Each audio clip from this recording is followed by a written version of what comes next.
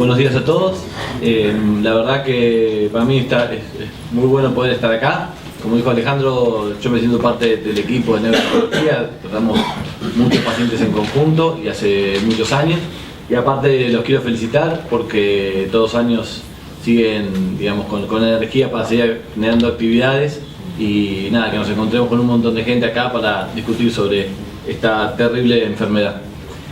Mi tema es hablar sobre los gliomas de alto grado y el rol que tiene la radioterapia hoy por hoy. El año pasado tuvimos la suerte con la doctora Calabrese de hacer un curso en Europa dirigido estrictamente al rol de la radioterapia en neurooncología, ¿sí? Fueron 3 días hablando solamente de eso con todos los referentes europeos que están en las publicaciones. Una experiencia muy linda.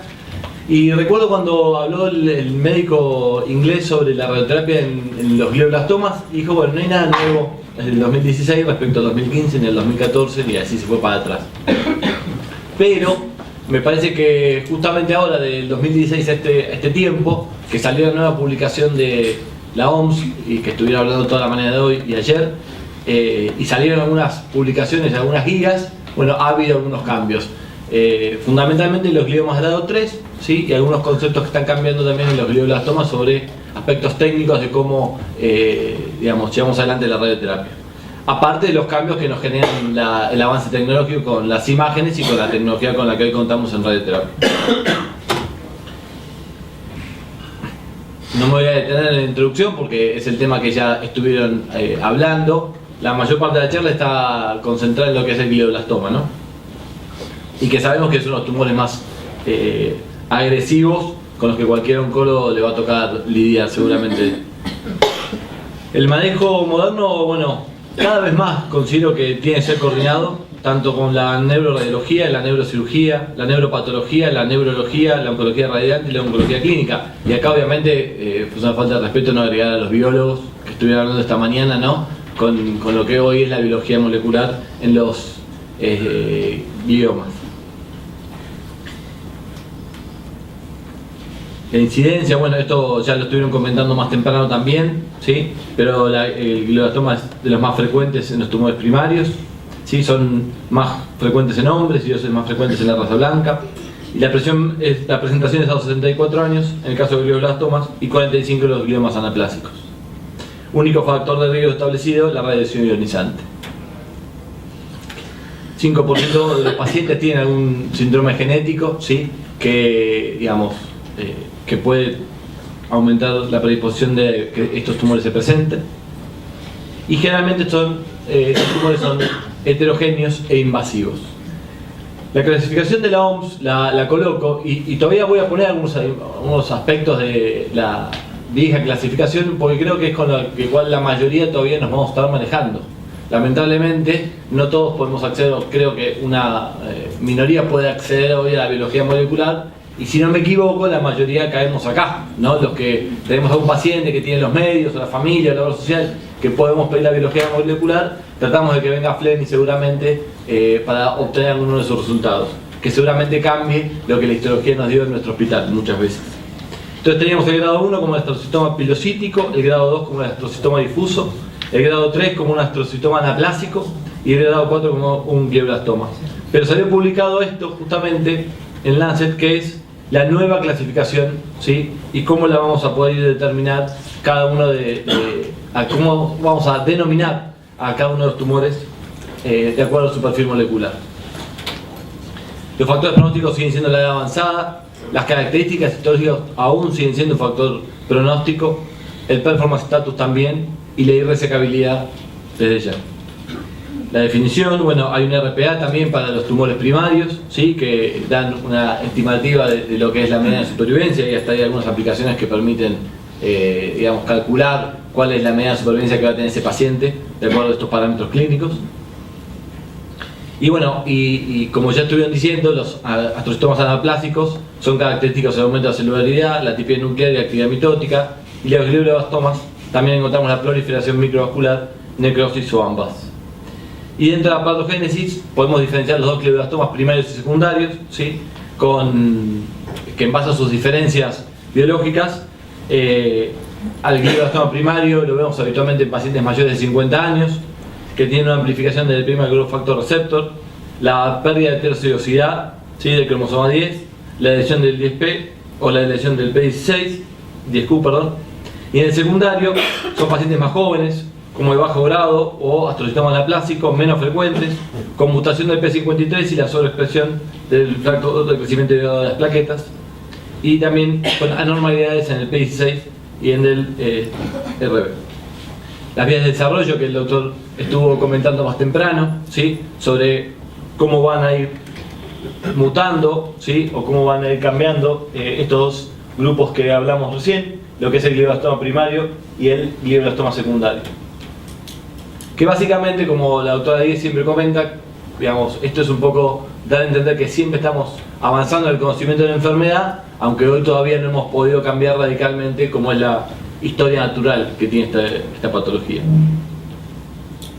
Las vías de señalización, que ya estuvieron comentando también, ¿sí? Los más comunes en la señalización de factores de crecimiento abarcan el primer growth factor receptor y el derivado de las plaquetas.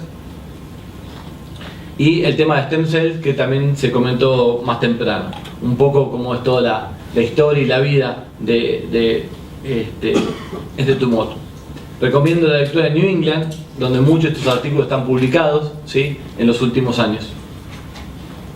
Y el diagnóstico, el cuadro clínico se presenta, como todos saben, con cefaleas, convulsiones, déficit neurológico, pérdida de memoria, confusión o cambios de personalidad. Y las imágenes, todas estas alternativas, seguramente como es la secuencia que habitualmente hacemos para poder llegar al diagnóstico imagenológico en estos casos. En el glioblastoma, bueno, esto es simplemente para ilustrarlo, ¿no?, pero realce el anillo de sello con necrosis central en una secuencia T1 postcontraste. O en la secuencia T2 se observa una masa, ¿sí?, heterogénea hiperintensa rodeada de una señal hiperintensa que se extiende a la sustancia blanca. Bueno, como introducción fue esto simplemente para llegar a lo que es hoy el tratamiento.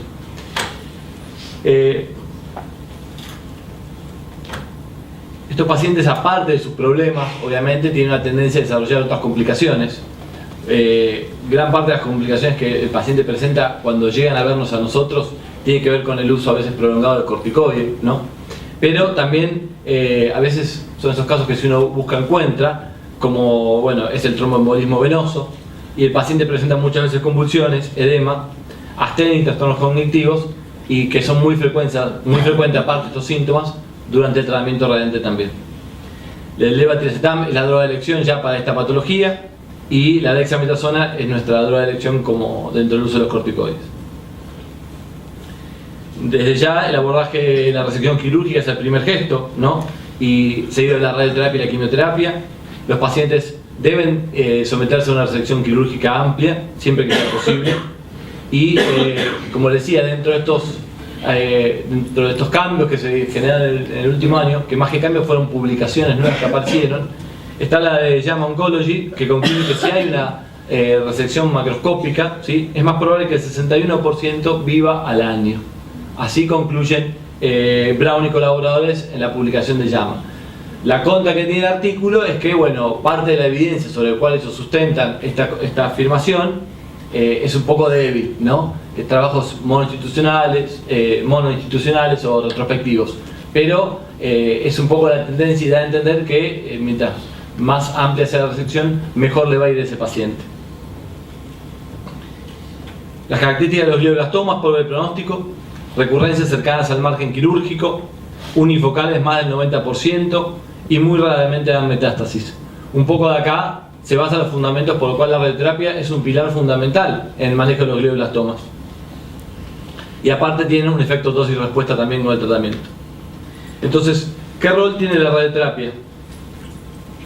Bueno, como digamos, esto es un curso de neurooncología, ¿sí? Mínimamente hay que ver cómo fue la historia natural, de cómo aparece la radioterapia, dónde aparece en la historia del glioblastoma. Y la primera publicación que marca un hito es la que presenta Walker en 1978, donde hay varias ramas, ¿sí?, pero básicamente la radioterapia presenta la mayor supervivencia media, ¿sí?, versus el BCNU o los cuidados paliativos. Simultáneamente en 1980, ya sobre 467 pacientes, muestra que la radioterapia prolongó la supervivencia global significativamente más que semustine, una droga que se utilizó en aquel entonces, ¿sí? Y Christiansen en 1981 también muestra que una sobrevida media con radioterapia de 10.2 meses versus 5.2 con cuidados paliativos. Fíjense la publicación de cáncer de Christiansen en 1981, marcando las diferencias entre el grupo que hizo radioterapia, ¿sí? Versus cirugía sola. A partir de ahí se empieza a establecer ya el rol de la terapia postoperatoria o postbiopsia, ¿sí? En los tumores con glioblastomas. Pero había que luego definir qué dosis le íbamos a entregar. Entonces fíjense como el RTG 7004 comparó 70 versus 60 Grays y no mostró beneficio en 600 pacientes. El RTG 9006 llevaba un esquema de hiperfraccionamiento, o sea, hacía 2 veces por día radioterapia hasta una dosis total de 72 Grays versus 60 y tampoco mostró beneficio en 700 pacientes. En la Universidad de Michigan, el trabajo publicado no mostró beneficio con 90 Grays y fíjense que el 90% igual falló dentro del campo de tratamiento radiante. Y en el Royal Marsden, la sobrevida global a 9 meses con 45 Grays versus 12 meses con 60 Grays. Por lo tanto, de todas estas publicaciones, se dio que la radioterapia continúa siendo 60 Grays, se definió como la dosis estándar para esta patología. Luego se empezaron a ver alternativas, también, como les decía recién, la tecnología se fue desarrollando y se intentó ver si la radiocirugía tenía un rol, podía aportar algo más a estos pacientes. Entonces, el brasilero Soani, que está en Canadá, presentó este artículo en el año 2004 en la revista roja de radioterapia sobre 203 pacientes que comparó 60 Grays más BCNU más un BUS con radiocirugía, ¿sí? Entre 15 y 24 Grays con una media de 61 meses y fíjense que la sobrevida global no tuvo diferencias significativas. La calidad de vida y la función cognitiva fueron similares. Básicamente lo que hacían era una primera etapa con radioterapia externa con un campo más amplio y luego como un refuerzo BUS sobre el área del tumor estrictamente hablando en una sola fracción por esa dosis que quedaba faltante.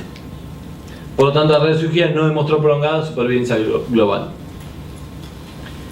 Otra alternativa fue la braquiterapia, ¿sí? Hay 2 ensayos randomizados también de Toronto y presentaron similar control local y sin diferencias de supervivencia global. La Perrier también trabaja en Canadá y es un referente en todo lo que es la radioterapia en el sistema nervioso central, tanto en niños como en adultos.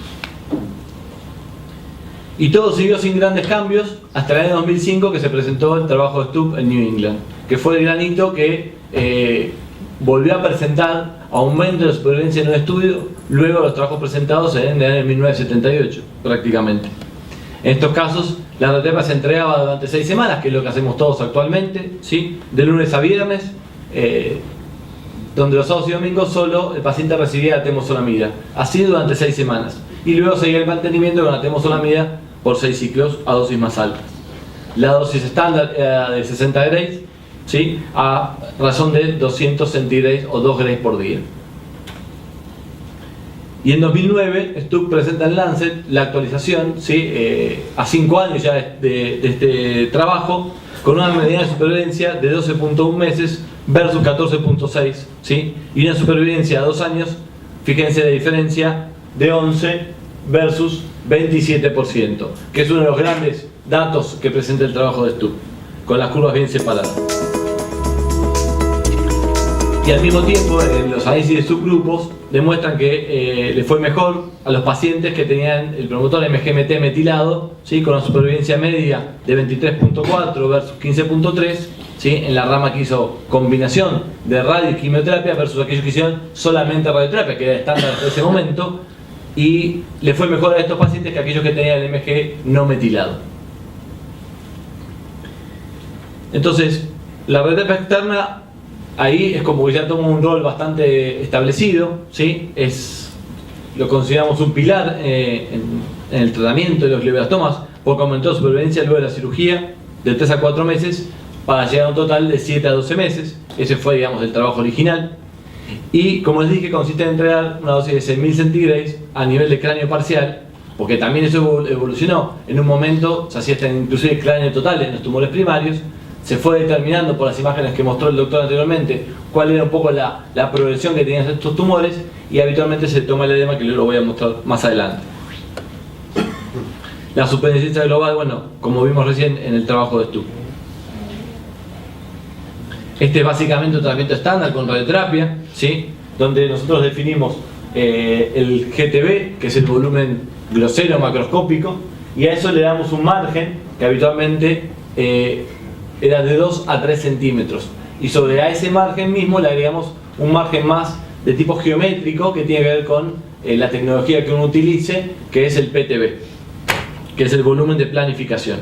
Entonces ustedes acá pueden ver con este color wash como la dosis se concentra en un sector, cubriendo bien todo lo que es el GTB, insisto, que es el volumen macroscópico, y con el CTB, que es lo que está en verde, que es el volumen clínico. Es todo ese sector donde todavía uno podría encontrar células tumorales. Obviamente este es un trabajo, un tratamiento tridimensional, y esto acá muestra las incidencias con las cuales uno puede ir conformando un poco la dosis sobre el volumen que definió. Otro tema que se empezó a ver era, bueno, cuán importante era empezar con la radioterapia, o cuál era el tiempo óptimo para empezar con el tratamiento radiante. Muchas veces tenemos complicaciones quirúrgicas en el paciente, o pobre performance status, o que el paciente no pudo ser sometido a una cirugía, el paciente tiene el tumor puesto, que solamente fue una biopsia estereotáxica. No hay mucho que discutir ahí, digamos, hay que empezar cuanto antes el tumor genera síntomas, pero en aquellos pacientes que van a una resección total, bueno, no está bien definido. Entonces, hubo una publicación en la revista Verde de Radioterapia, la revista europea, ¿sí?, que publicó un metaanálisis de 19 ensayos que incluían más de 5.000 pacientes. Y ellos concluyen que no existen efectos sobre la supervivencia global cuando existe un retraso en el inicio de la radioterapia. No estiman de cuánto es la radioterapia, de cuánto es ese retraso, ¿sí? Pero recientemente se publicaron también en el año 2017 las recomendaciones de la Sociedad Americana de Radioterapia, que digamos, las banca, por decirlo así popularmente, las banca ASCO también. La Sociedad Americana de Oncología también las publica en su página y les hace alguna aclaración. Astro no dice nada respecto al timing, pero sí lo dice ASCO, que sugiere que el tratamiento debe empezar cuanto antes sea posible, ¿sí?, que el paciente esté en condición de empezar, y no dilatarlo más allá de las 3 a 6 semanas, que es el tiempo que la mayoría de los ensayos hoy prospectivos utilizan como mediana para poder iniciar luego de randomizar a los pacientes. Nosotros a veces, en la práctica clínica, es difícil, ¿no?, en el país donde estamos, mismo con situaciones del paciente o administrativas y demás, hasta la logística de empezar un tratamiento correcto, lo que es la calidad para poder entrar al tratamiento radiante, que lleva siempre un par de semanas. Bueno, a veces tenemos esquemas combinados que hemos llevado adelante en la práctica, donde empezamos con algo de quimioterapia a la espera pero serían casos excepcionales y no la regla.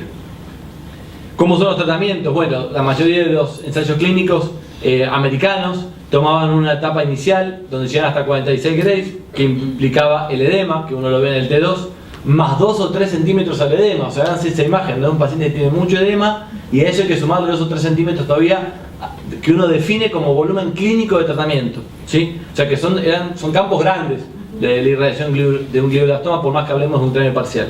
Y después hacía un bus sobre el área que captaba en el T1, ¿sí?, ya también con un margen amplio, pero quitando todo ese edema del campo de irradiación. Pero los europeos lo hacían diferentes, no hacían esa reducción de volumen a los 46 Grays, sino que trataban todo directamente hasta 60 en un mismo volumen, ¿sí?, sin reducción, y tomando también edema y tomando esos 2 o 3 centímetros. Pero la tendencia que se está dando en los últimos trabajos que están llevando adelante, imagínense que la radioterapia y la temozolomía es el tratamiento estándar, entonces todo lo que uno compara en primera línea va a ser con ese tratamiento inicial. Bueno, en esos tratamientos, en ese brazo de control, habitualmente, fíjense que la de Ortiz ahora determina lo que capta el T1 post-contraste más un CTB, o sea, un volumen clínico, no habla del edema, de 1,5 centímetros. Y esto que depende, insisto, de la tecnología que uno utilice, de 5 milímetros extra a ese CTB, lo cual reduce bastante el volumen de tratamiento. Visto en nuestra práctica es un problema siempre si tomamos o no el edema. Más que nada cuando es un edema abundante. Por eso se da, no es que es raro, pero nosotros intentamos que el paciente esté sin corticoides, pero a veces lo requiere por este motivo, porque uno hace la tomografía de planificación y ahí ve abundante edema. Tal vez el paciente no está muy sintomático, pero tiene que darle corticoides para poder tratar de reducirlo y también reducir los volúmenes que luego va a irradiar. ¿Dónde fundamenta la escuela europea, digamos, la reducción de los campos de tratamiento? Bueno, habitualmente, digamos, mayormente estudios retrospectivos, grandes volúmenes de encéfalo tratados sin diferencias en los patrones de falla con campos más pequeños, ¿sí? Miniti es un radioterapeuta, un neurocirujano que hace radioterapia también, italiano, y Chang del MD Anderson, que también han publicado respecto a esto, y algunos análisis dentro de algunos ensayos prospectivos, como fue el RTG 0525 del Centric, pero bueno, estos fueron análisis fuera del protocolo, ¿no? El año pasado, por eso les decía que no sé si hubo tantos cambios, pero sí muchas publicaciones y guías que transforman un nuevo estándar de tratamiento, presentó las normas para poder definir el volumen para irradiar y homogeneizar. Justamente como esto lleva con el ORTC adelante todos los protocolos, ellos publican en pos de homogeneizar a toda su región de la manera que van a irradiar sus pacientes. Entonces fíjense lo que les comentaba recién, donde marcan en la fase 1 60 grays en 30 fracciones, todo en una misma forma, determinando el volumen de resección, que puede ser la cavidad o el volumen residual, ¿sí? Y a eso le dan 1 centímetro o 2 de margen al GTB para formar el CTB. Y luego se le agrega un PTB que fíjense que es de 3 a 5 milímetros. Históricamente los tratamientos se hacían con técnicas tridimensionales, ¿sí? Que generalmente dan una sombra amplia y aunque una sombra conformada empieza a ampliar. La tendencia es que hoy los centros de referencia utilizan intensidad modulada y particularmente tratamientos de intensidad modulada volumétricos, donde la dosis que yo le quiero entregar la puedo pegar perfectamente a lo que es la curva esa del PTB que veían en la imagen anterior. En cambio, cuando hacemos un tratamiento tridimensional, cubrimos bien esa curva del PTB, pero hay mucha dosis de radiación fuera de esos campos que están determinados. Y al mismo tiempo, esto también presentó las guías propias de las dosis de tolerancia de los órganos vecinos, que es el otro tema por el cual a veces uno tiene que reducir los campos de tratamiento. Fundamentalmente en región de la ínsula o en el lóbulo temporal, que estamos cerca de la vía óptica o del tronco del encéfalo. Bueno, son estructuras que son muy sensibles a la dosis de radiación y llegar a 60 grays a veces es muy difícil. Entonces, aunque las imágenes hoy, fusionando la resonancia y con nuevas técnicas, me permite conformarlo, bueno, también me dan acá parámetros para determinar las dosis de tolerancia de esos órganos. Obviamente los americanos tienen las suyas, ¿sí? Esto las publica y también presenta las propias. Pero fíjense que la mayoría de las dosis de tolerancia, ¿sí? Están por debajo de la dosis que yo tengo que llegar, ¿no? 54, 54, 55, 50 y la dosis que alguno tiene que alcanzar en el glioblastoma es de 60 grays.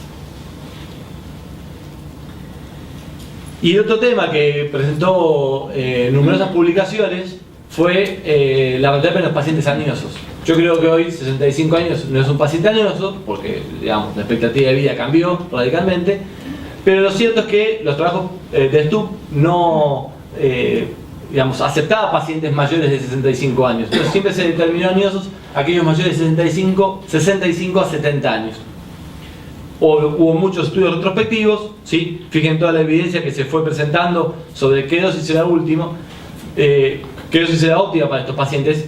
Y recuerden lo que vimos inicialmente dentro de los factores pronósticos. La edad es un factor pronóstico, de mal pronóstico. Y la historia natural en un paciente añoso es mucho más rápida que la historia natural en un paciente joven habitualmente.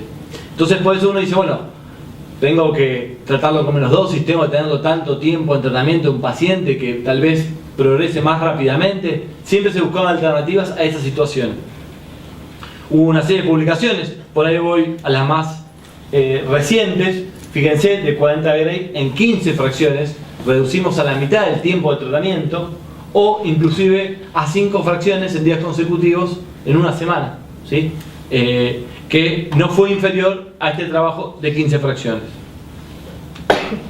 Entonces, un poco la evidencia que les mostraba recién, el trabajo francés, fíjense, pacientes mayores de 70 años con KPS Karnofsky mayor de 70, 85 pacientes, 50 Grace versus cuidado de soporte. Fíjense la rama de la radioterapia versus el control, o sea, hubo diferencia en supervivencia global. El trabajo de Roa canadiense, 60 Grace en 30 fracciones versus 40 Grace en 15 fracciones, ¿sí? En 100 pacientes mayores de 60 años. Y lo mismo, no hubo diferencias significativas, donde entonces podemos empezar a ver que los esquemas cortos empiezan a tomar preponderancia, y tampoco hay grandes diferencias versus el trabajo francés con 54 en tiempo real.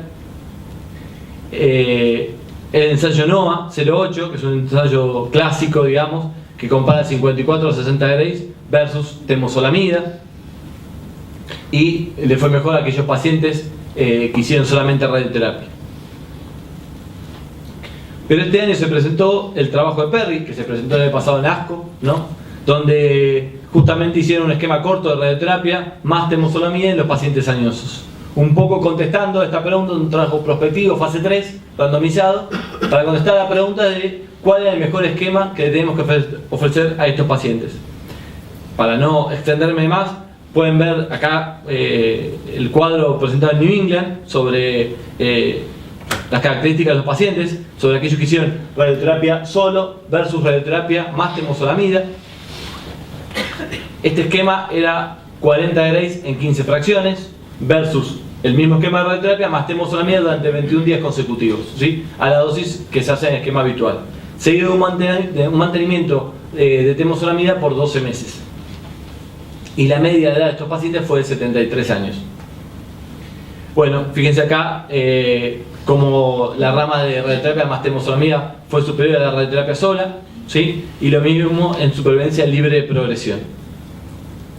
Por lo tanto, las conclusiones de Perry es que el agregado de temozolomida a la radioterapia de curso corto fue superior en términos de supervivencia libre de progresión y supervivencia global frente a la radioterapia sola en los pacientes mayores de 65 años con diagnóstico de glioblastoma.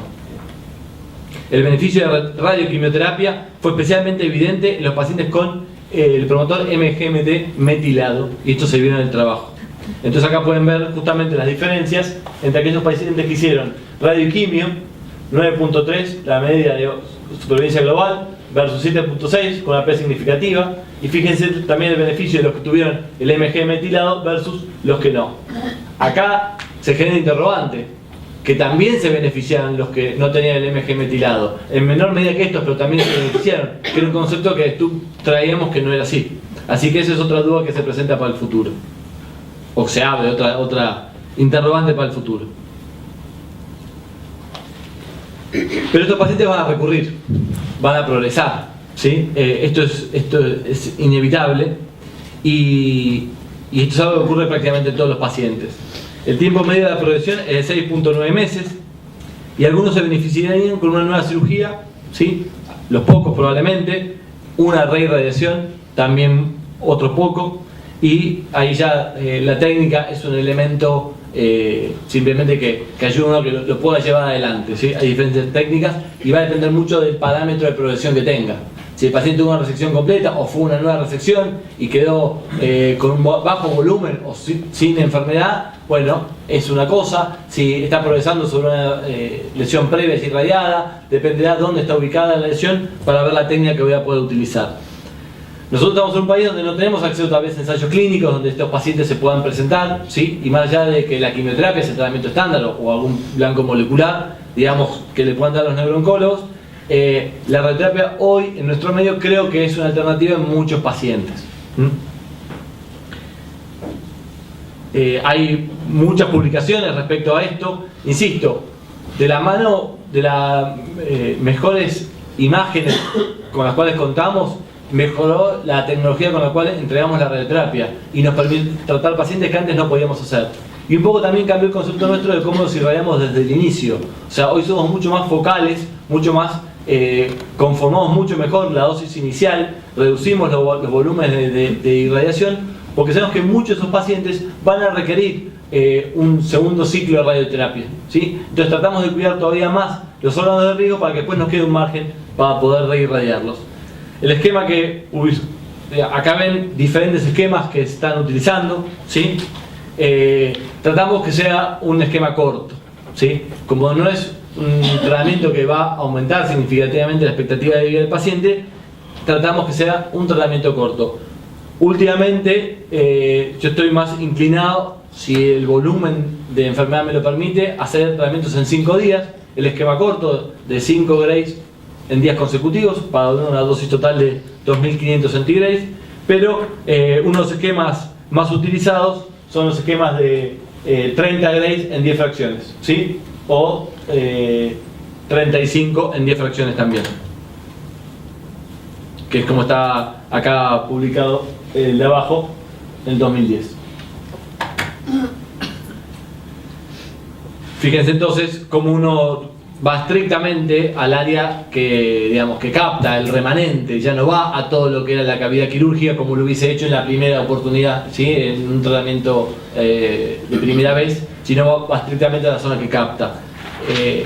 Y por eso hoy, bueno, todos los medios de comunicación nos sirven, porque para mí es tan importante hablar con Alejandro en estos casos como con la gente que hizo las imágenes, ¿sí? Porque no somos imagenólogos, trabajamos con ellas, pero esos pequeños datos que nos pueden dar de hasta dónde nos tenemos que extender, hasta dónde hay enfermedad, es muy importante para nosotros para poder determinar el volumen irradial.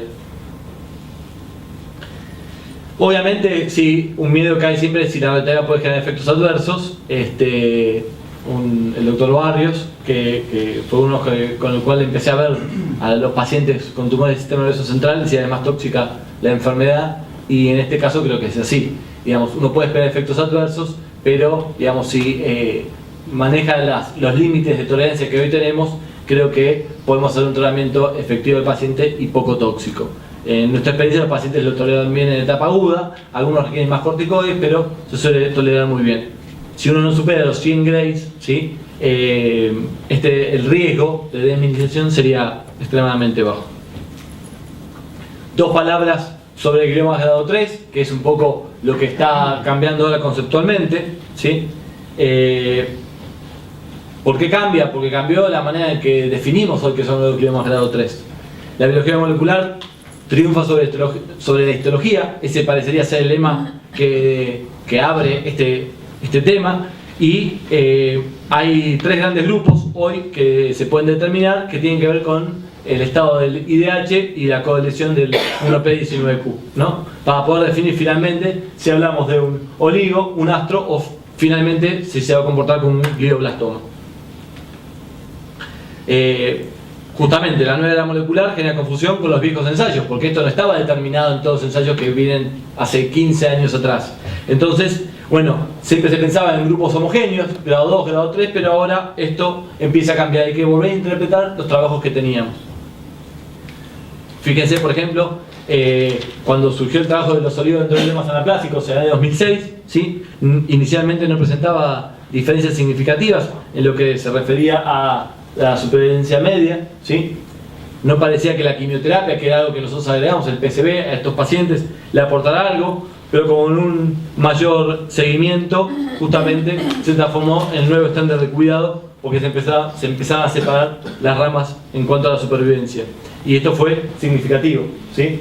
Dependiendo del estado de coagulación, cuál iba a ser y si habían hecho o no PCB de inicio antes de la radioterapia. Y fíjense la dosis de radioterapia de 59.4, ¿sí? A 1.8 grays por día. Un esquema similar a Stubb, simplemente que en vez de hacerlo 30 en 2, lo hacen en 1.8.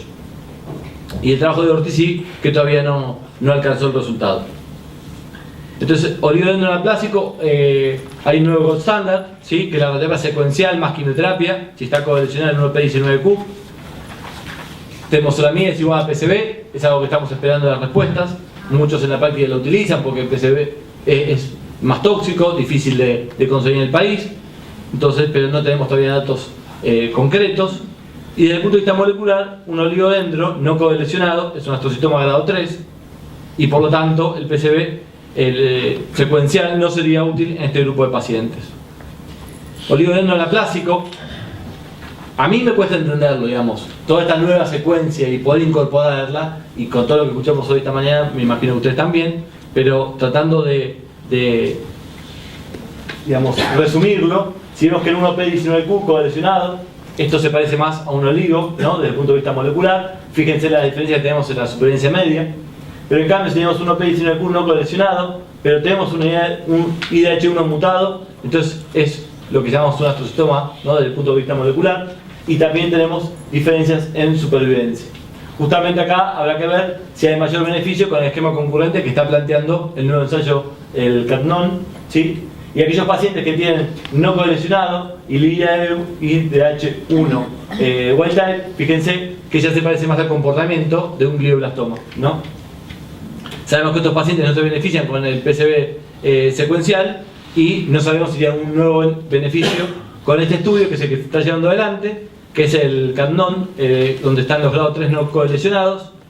Seguramente Alejandro hablará de esto, pero bueno, fíjense todas las ramas, las dosis que van a entregar, esquemas de radioterapia sola, radioterapia más temozolomida concurrente, radioterapia solamente con temozolomida de mantenimiento, o radioterapia más temozolomida concurrente más temozolomida de mantenimiento adyuvante, ¿sí?